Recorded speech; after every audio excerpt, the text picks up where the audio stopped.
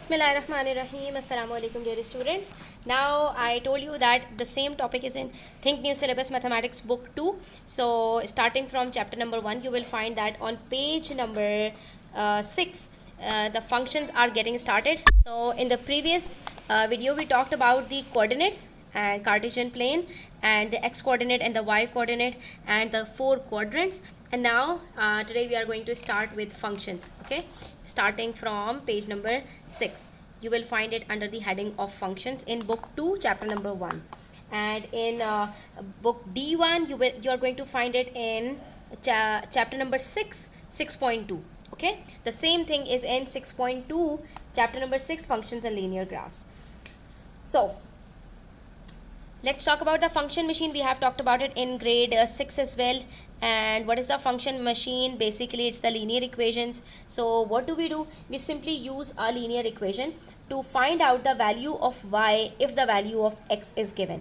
Okay, so in this function machine we will simply put the value of x and we will find the corresponding value of y. So if we put x and simply add 3 into the value of x, we will get the value of y. This is how we can complete the table. Okay, so we can use this function table to complete the table where we are provided with the sum of the values of x and sum of the values of y. Okay, this is the function that we are going to use. Y is equals to x plus 2. This would be given to you in the question, and then in certain places you will be provided with the value of x, and in certain places you are going to be provided with the value of y.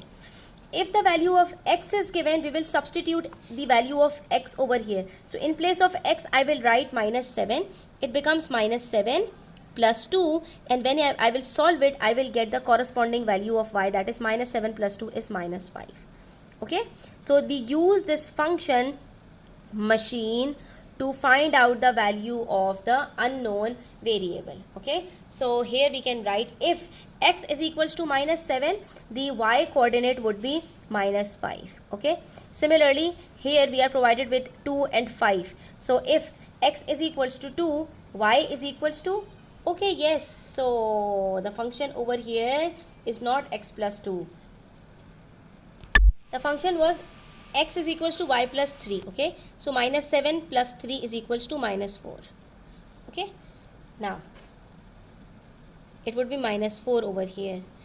So we can prove it that yes, if x is equals to 2, y would be 5. How? 2 plus 3 is equals to 5. Similarly, if x is equals to 4, y equals to 4 plus 3, which is 7. Okay, x plus 3, 4 plus 3 is 7. So if the value of x is 4, the value of y would be 7.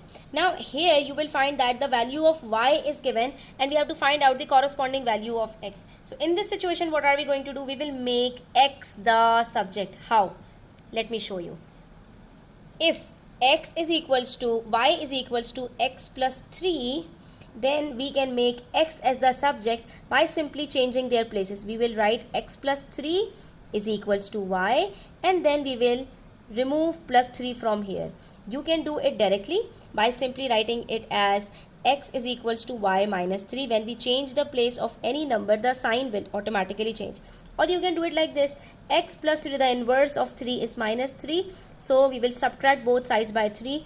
These will be cut by each other and we are ultimately left with x is equals to y minus 3. So this is the function we are going to use if we need to find out the value of x and the value of y is given. So the value of for the first one was 0 and for the second one was 9. So if y is equals to 0, x equals to 0 minus 3, that is minus 3. Okay, and if y is equals to 9, then x is equals to 9 minus 3, that is positive 6.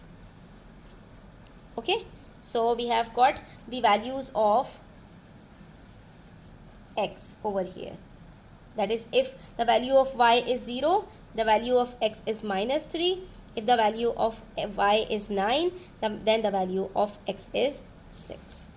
Okay, after finding the values of x and y, so we will have how many points? 1, 2, 3, 4, 5. X coordinate x coordinate, y coordinate for point 1, x coordinate, y coordinate point 2, point 3, point 4 and point 5.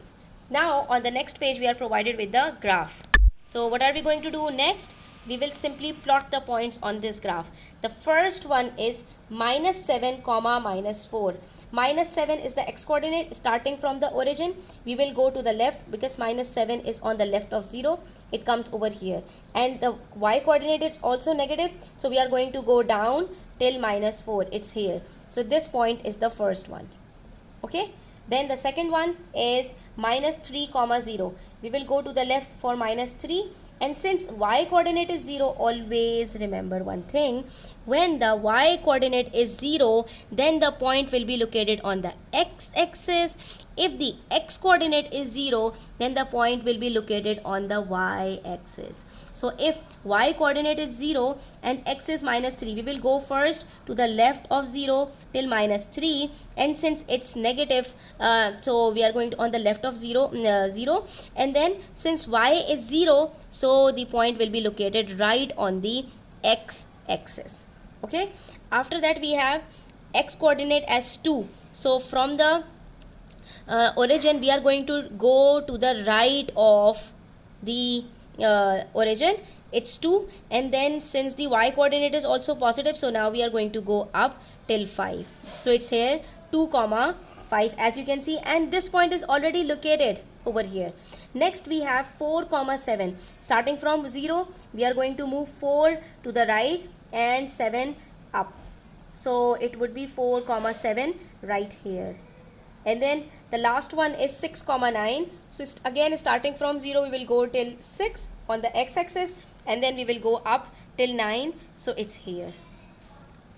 Now what are we going to do? Since all these points are on the lying on the same line, so we will get, when we will join all these lines, we will get a straight line. You see students, when we will join these points starting from here, you will find that it is exactly a straight line. 1, 2, 3, 4. We will join these points like this, and going further down, so you will find that the fourth point is also on the same line. You see? So it means this is a straight line. All 5 points lie on the straight line. Let us mark the points over here. This is minus 7 comma minus 4. This is minus 3 comma 0. This is 2 comma 5. This is 4 comma 7, and this is 6 comma 9. So what we did, we simply used the function machine to plot the points on this Cartesian plane. Okay, so what have we learned so far? We have learned about the Cartesian coordinates, x and y coordinates of any point, and then plotting all these points on this Cartesian plane. And now we have learned how to use the function machine. Function machine is basically the linear equation. So this chapter is basically related to plotting the points on the Cartesian Cartesian plane using the Cartesian coordinates and the function machine. That's all.